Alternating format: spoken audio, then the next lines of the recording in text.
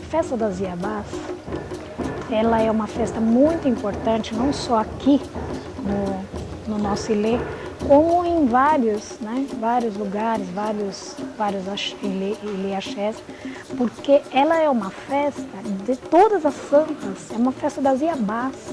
E as santas Iabás, elas têm uma importância muito grande na vida das pessoas, inclusive na minha.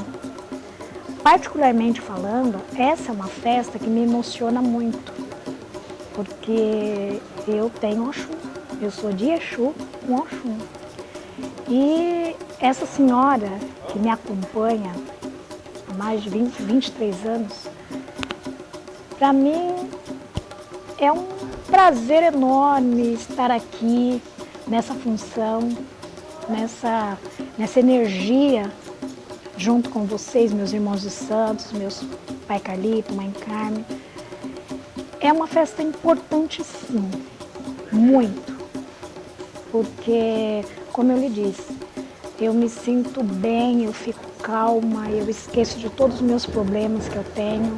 Quando eu adentro para cá, eu já me sinto assim, independente de ser festa das Iabás, mas com essa festa das Iabás, é uma coisa mágica, é uma coisa assim muito forte, muito emocionante, é uma junção de energias, que é a junção de todas as Iabás.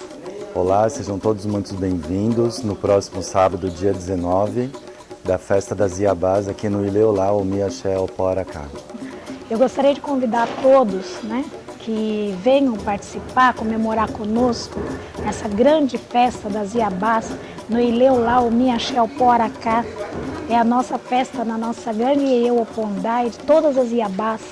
Então eu gostaria de dizer que as portas estão abertas para todos os amigos, todos os adeptos. Eu tenho um enorme prazer de convidar todos para que venham prestigiar conosco a nossa grande festa das Iabás.